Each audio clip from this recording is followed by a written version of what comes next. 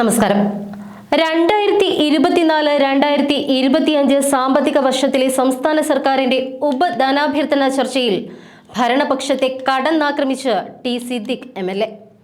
സർക്കാരിന്റെ പിടിപ്പുകേടുകൾ ഓരോന്നോരോന്നായി കാര്യകാരണ സഹിതം തെളിവുകളടക്കം നിരത്തിക്കൊണ്ടാണ് സിദ്ദിഖ് MLA സഭയിൽ തുറന്നു കാട്ടിയത്. എന്നാൽ മന്ത്രി ബാലഗോപാൽ സിദ്ദിഖിന്റെ പ്രസംഗത്തെ പലതവണ തടസ്സപ്പെടുത്തി. സിദ്ദിഖ് ഉന്നയിച്ച വിഷയങ്ങൾ കോടതിക്ക് മുൻപാകെയുള്ളതാണ് എന്നും അതുകൊണ്ട് തന്നെ ഇവിടെ ഇത് ചർച്ച ചെയ്യേണ്ടതില്ല എന്നും കാട്ടി സ്പീക്കറും ഇതിനിടയിൽ കടന്നു കയറാൻ ശ്രമിച്ചു.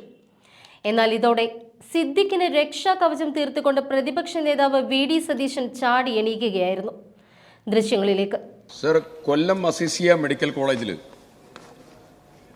MBBS പഠനം പൂർത്തിയാക്കിയ ഒരു അഖീല ഹസൻ എന്ന് പറയുന്നൊരു കുട്ടി മറ്റുള്ള എല്ലാ കുട്ടികളും ഔസറൻസിക്ക് പോകുമ്പോൾ ഈ കുട്ടി ഔസറൻസിക്ക് പോകാൻ പറ്റാതെ ഈ കുട്ടിയെ പുറത്തു നിർത്തിയിരിക്കുകയാണ്. സർ, ഞാൻ ഈ കുട്ടിയുടെ പേരടക്കം പറയാനുള്ള കാരണം, ഈ അഖീല ഹസൻ എന്നുള്ളത് കേവലം ഒരു കുട്ടിയല്ല, കേരളത്തിലെ തീരപ്രദേശത്തുള്ളതായിരിക്കുന്ന മത്സ്യത്തൊഴിലാളികളുടെ ആയിരക്കണക്കിന് കുട്ടികളിൽ ഒരു കുട്ടി മാത്രമാണ്.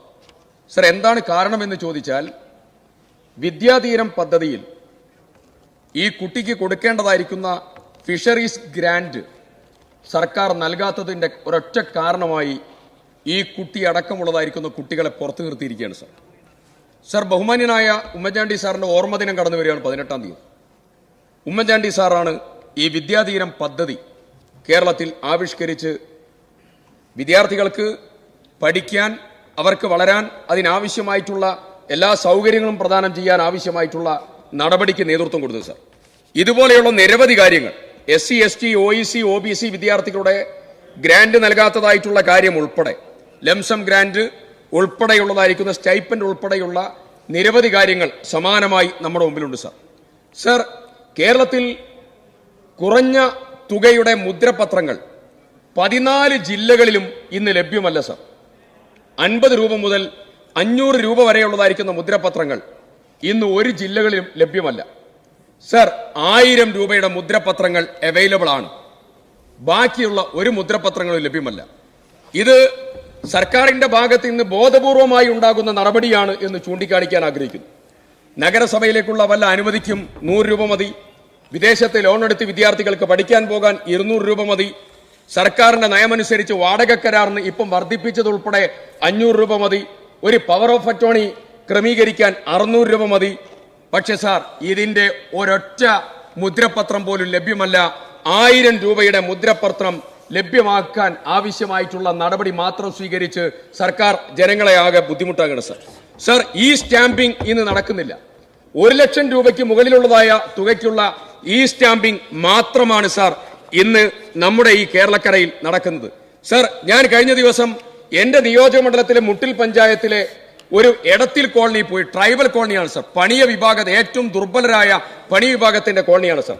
ആ പണിയ കോളനിയിൽ ഒരു മരണം, ഒരു സന്തോഷ് എന്ന് പറയുന്ന ഒരു കുട്ടി മരിച്ചപ്പോഴാണ് ഞാൻ പോയത്. സർ, 2022 മുതൽ ആ വീട്ടിലെ ഇലക്ട്രിസിറ്റി കണക്ഷൻ വിച്ഛേദിച്ചിരിക്കുകയാണ്. ബഹുമാനപ്പെട്ട ഇലക്ട്രിസിറ്റി വകുപ്പ് മന്ത്രി ഇവിടെയുണ്ട്. സർ, കണക്ഷൻ പുനഃസ്ഥാപിക്കാനുള്ള പട്ടികവർഗ കുടുംബങ്ങളുടെ എണ്ണം വയനാട് ജില്ലയിൽ മാത്രം 1514 സർ. എന്തിനാണ് സാർ ഈ സർക്കാർ ഭരിക്കുന്നത്? 2 കൊല്ലമായി പാവപ്പെട്ട ആദിവാസി കുടുംബങ്ങളുടെ വൈദ്യുതി കണക്ഷൻ വിച്ഛേദിക്കുക മാത്രമല്ല സാർ, നിങ്ങൾ ആലോചിച്ചു നോക്കണം, ഈ ഗ്രാന്റിനത്തിൽ 203 കോടി രൂപ, പട്ടികവർഗ വിദ്യാർത്ഥികൾക്ക് 14.59, പിന്നോക്ക വിഭാഗങ്ങൾക്ക് 295. സർ, സമാനമായ രീതിയിൽ പട്ടികവർഗ വിഭാഗത്തിൽപ്പെട്ടതായ ആളുകളുടെ ആ കാര്യം മാത്രമല്ല, അവരുടെ ഇലക്ട്രിസിറ്റി പണം നൽകാത്തത് കൊണ്ട് അവരുടെ വാട്ടർ സപ്ലൈ കണക്ഷൻ അടക്കം ഈ കേരളക്കരയിൽ വിച്ഛേദിച്ചിരിക്കുകയാണ്. സാർ, അതീവ ഗൗരവതരമായ ഒരു സാഹചര്യമാണ് കേരളത്തിൽ കടന്നു പോകുന്നത്. സർ, ഞാൻ ബഹുമാനപ്പെട്ട സ്പീക്കർക്ക് ഒരു നോട്ടീസ് കൂടെ, റൂൾ 285 അനുസരിച്ച് സർക്കാരിനെതിരായിട്ടുള്ള ഒരു അഴിമതി ആരോപണം ഞാൻ എഴുതി കൊടുത്തിട്ടുണ്ട്. സാർ, അതുമായി അതില് ചെയർ മനസ്സിലാക്കുന്ന ഒരു കാര്യം, ഇത് സബ് ജുഡീസ് ആണെന്നാണ്. കോടതിക്ക് മുമ്പിൽ പെൻഡിങ് കിടക്കുന്നത്. ബഹുമാനപ്പെട്ട മിനിസ്റ്റർ ഇല്ല, ഞങ്ങൾ കൊടുത്തിരുന്നു മിനിസ്റ്റർക്ക്. അപ്പോൾ നാളെ ഉണ്ടല്ലോ, അദ്ദേഹം നാളെ വന്ന് ക്ലാരിഫൈ ചെയ്യുന്നല്ലോ. അപ്പോൾ നാളെ ഉന്നയിക്കാം. അങ്ങനെയെങ്കിൽ അല്ല, 285 പ്രകാരം അദ്ദേഹം തന്നു. ചെയറിന് തന്നിട്ടുണ്ട്. ഞങ്ങൾ ആ കോപ്പി മിനിസ്റ്റർക്ക് ഹാൻഡ് ഓവർ ചെയ്തു. But he's not here. അല്ല, അതെ, അദ്ദേഹം അതുപോലെ തന്നെ ഞങ്ങൾ മനസ്സിലാക്കുന്ന കാര്യം സബ്ജുഡീസ് ആണെന്നാണ്. കോടതിക്ക് മുമ്പാകെ കിടക്കുന്ന വിഷയമാണ്. യെസ്. സർ, ഞാനത് ഒന്ന് പറഞ്ഞു പോകാതിരി ഞാൻ ബഹുമാനപ്പെട്ട മന്ത്രിയുടെ ഓഫീസിലും ഞാൻ നോട്ടീസ് കൊടുത്തു, അങ്ങേക്കും തന്നു സർ. യെസ് സർ, ഇതുമായി ബന്ധപ്പെട്ടതായിരിക്കുന്ന കാര്യമൊന്ന് സൂചിപ്പിക്കാതിരിക്കാൻ നിർവാഹമില്ലാത്തതുകൊണ്ടാണ് സർ. സർ, സംസ്ഥാന സർക്കാരിന്റെ ഏറ്റവും പ്രധാനപ്പെട്ട പൊതുമേഖലാ സ്ഥാപനമാണ് നമ്മുടെ കോഴിക്കോട് ചെറുവണ്ണൂരിലെ സ്റ്റീൽ കോംപ്ലക്സ്. ആ സ്റ്റീൽ കോംപ്ലക്സ് ഇപ്പോൾ പ്രവർത്തിച്ചുകൊണ്ടിരിക്കുന്നത് സ്റ്റീൽ അതോറിറ്റി ഓഫ് ഇന്ത്യയും സ്റ്റീൽ കോംപ്ലക്സ് ലിമിറ്റഡും ഒരുമിച്ച് ചേർന്നുകൊണ്ടാണ്. സർ, നാഷണൽ ഹൈവേയുടെ തീരത്തുള്ളതായിരിക്കുന്ന ചേർന്നുകൊണ്ടുള്ള 30 ഏക്കർ ഭൂമിയിലാണ് ഇത് പ്രവർത്തിക്കുന്നത് സർ. സർ, അതിന്റെ മതിപ്പ് വില 300 കോടിയിൽ പരം രൂപ വില വരും സർ. ആ 300 കോടിയിൽ പരം രൂപ വില വരുന്ന ഈ സ്റ്റീൽ കോംപ്ലക്സിന്റെ ഈ സ്ഥാപനം ഛത്തീസ്ഗഡിലുള്ളതായ ഒരു Chhattisgarh outsourcing services private limited എന്ന് പറയുന്ന ഒരു സ്ഥാപനത്തിന് 30 കോടി രൂപ ചുളി വിലക്ക് കൈമാറിയിരിക്കുകയാണ് സർ. അതീവ ഗൗരവതരമായ ഒരു സാഹചര്യമാണ്. ബഹുമാനപ്പെട്ട മന്ത്രി ഞാൻ പറയട്ടെ ബഹുമാനപ്പെട്ട, നിങ്ങൾ ഇതിനെ പറ്റി അറിയാതെ സംസാരിക്കൽ. ബഹുമാനപ്പെട്ട മന്ത്രി ഇതുമായി ബന്ധപ്പെട്ടുകൊണ്ട് പറഞ്ഞത് സർക്കാർ ഈ കാര്യം അറിഞ്ഞില്ല എന്നുള്ളതാണ് സർ. സർ, എന്റെ ഈ വിഷയം പറയാനുള്ള ഏറ്റവും പ്രധാനപ്പെട്ട കാരണം ബഹുമാനപ്പെട്ട മന്ത്രിയുടെ ബേസിക് ആയിട്ടുള്ള ഈ സ്റ്റേറ്റ്മെന്റ് ആണ് സർ. സർ, ഞാൻ 1-2 കാര്യങ്ങൾ സൂചിപ്പിക്കാം. സർ, വ്യവസായ വകുപ്പിലെ IAS ഉദ്യോഗസ്ഥയാണ് കമ്പനിയുടെ ചെയർമാൻ. ബഹുമാനപ്പെട്ട വ്യവസായ മന്ത്രിയുടെ കീഴിലുള്ള ഉദ്യോഗസ്ഥയാണ് ഇതിന്റെ ചെയർമാൻ. ഈ തീരുമാനമെടുക്കുന്നത് മന്ത്രി അറിയാതെയാണോ ഇത് സംഭവിച്ചത്? സർ, കമ്പനിയുടെ രജിസ്ട്രേഡ് ഓഫീസിൽ ചെയർമാന്റെ കീഴിൽ ഒരു MD ഉണ്ട്, അത് കേന്ദ്ര ഗവൺമെന്റ് ഉദ്യോഗസ്ഥനാണ്. ഇവർ രണ്ടുപേരും പ്രവർത്തിച്ചത് സർക്കാർ അറിയാതെയാണോ? സർ, 23/3/23 വ്യവസായ വകുപ്പിന്റെ കീഴിലുള്ള സ്ഥാപനം പാപ്പരായി പ്രഖ്യാപിക്കപ്പെട്ടത് ഈ സർക്കാർ അറിഞ്ഞിട്ടില്ലേ?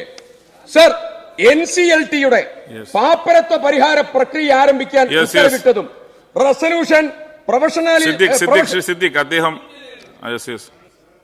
ചെയറിൽ നിന്നും റൂളിംഗ് അല്ലല്ല, ഞാൻ അവിടെ ചോദിച്ചിട്ടാണ്. അല്ലല്ല, അവിടെ ചെയറിനോടാണ് ഞാൻ ചോദിച്ചത്. സ്പീക്കർ പറയട്ടെ. സാർ, അവിടെ ചെയർ റൂളിംഗ് നൽകിയതിന് ശേഷവും അതുമായി ബന്ധപ്പെട്ട വിഷയം ഇവിടെ ഉന്നയിക്കുന്നത് ചെയറിന്റെ റൂളിംഗിന് വിരുദ്ധമാണ്. അത് ശ്രദ്ധിക്കണം. ചെയറിന്റെ റൂളിംഗ് പാലിച്ചു പോകുന്ന ആളാണ്. കയറി വരുന്ന സമയത്ത് അങ്ങ് പറയുന്നത് കേട്ടതേ ഉള്ളൂ. ഞാൻ ഇത് മുഴുവൻ തുടങ്ങിയ സമയത്ത് പറയുന്നത് കേട്ടില്ല. ഇത് സബ്ജുഡീസ് ആണ് എന്ന് പറയുന്നു എന്ന് അങ്ങ് പറയുന്നത് കേട്ടു. സർ, സബ്ജുഡീസ് ആയ ഒരു കാര്യം അങ്ങനെ പറയാവുന്നുള്ള ഒന്നാമത്തെ കാര്യം. അതിനേക്കാളും ഉപരി അങ്ങൊരു കാര്യം കൂടി പറഞ്ഞു. മന്ത്രി ഇവിടെ ഇല്ല. അപ്പോൾ മന്ത്രി ഇവിടെ ഇല്ല, നിങ്ങളൊന്നും ചെയ്യാൻ പറ്റില്ല. ഞാൻ സാമാന്യ മര്യാദയ്ക്ക് നാളെ മന്ത്രി ഉണ്ടാവും, അന്നേരം ഇതേ കാര്യം തന്നെ വേണമെങ്കിൽ ഉന്നയിക്കാമല്ലോ. ചേർത്ത് പറഞ്ഞതാണ്. ഇത്തരം കാര്യങ്ങളിലൊക്കെ സാമാന്യമായൊരു മര്യാദ എന്ന് പറയുന്നത് ആ മന്ത്രി ഇവിടെ ഉണ്ടാവും. അദ്ദേഹം ഇവിടെ നിന്ന് പോയിട്ടില്ല. അദ്ദേഹം ഒരു പരിപാടിക്ക് എറണാകുളത്ത് പിന്നെ CM അദ്ദേഹം പങ്കെടുക്കേണ്ട വൈകിട്ടുള്ളത് കൊണ്ട് പോയതാണ്. അപ്പൊ ആ ഒരു കാര്യമുണ്ട്, അതൊരു മര്യാദയുടെ പ്രശ്നമാണ്. അങ്ങ് പറയുന്ന ഒരു റൂളിംഗ് എന്തെങ്കിലും നടത്തി അതിനൊന്നും ധിക്കരിച്ച് ഞങ്ങളാരും ഒന്നും ചെയ്യില്ല. സാർ, ഇതൊരു അഴിമതി ആരോപണം റൂൾ 285 അനുസരിച്ചിട്ട് എഴുതി കൊടുത്താണ്. റൂൾ 285 അനുസരിച്ചിട്ട് സ്പീക്കർക്ക് കൊടുക്കണം, ബന്ധപ്പെട്ട മന്ത്രിക്ക് നോട്ടീസ് കൊടുക്കണം. സ്പീക്കർ പറഞ്ഞു മന്ത്രി സ്ഥലത്തില്ല. മന്ത്രി സ്ഥലത്തിലേക്ക് കൂട്ടുത്തരവാദിത്തമുള്ളതല്ലേ. നിങ്ങൾക്ക് ഏതെങ്കിലും മന്ത്രിമാർക്ക് മറുപടി പറയാം, അല്ലെങ്കിൽ നാളെ വന്ന് അദ്ദേഹത്തിന് മറുപടി പറയാം. അദ്ദേഹത്തിന് ഇന്നാണ് അവസരമുള്ളത്, നാളെ അദ്ദേഹത്തിന് ഇത് പറയാനുള്ള അവസരമില്ല. അദ്ദേഹം കോഴിക്കോട് ജില്ലക്കാരൻ കൂടിയാണ്. അദ്ദേഹം ഈ വിഷയം മെൻഷൻ ചെയ്യണം. എന്താ കുഴപ്പം? ഇവിടെ അഴിമതി ആരോപണമായിട്ട് ഉന്നയിക്കപ്പെട്ടിട്ടുള്ള മുഴുവൻ കേസുകളും കോടതിയിൽ പെൻഡിങ് കേസസ് ഉള്ളതാണ്. ബാർ കോഴ കേസ് കോടതിയിൽ പെൻഡിങ് കേസ് ഉള്ളപ്പോഴല്ലേ ഇവിടെ അഴിമതി ആരോപണം ഉന്നയിച്ചത്. there are so many precedents. So എന്റെ somebody has to break that precedence. Someone has to break that precedence.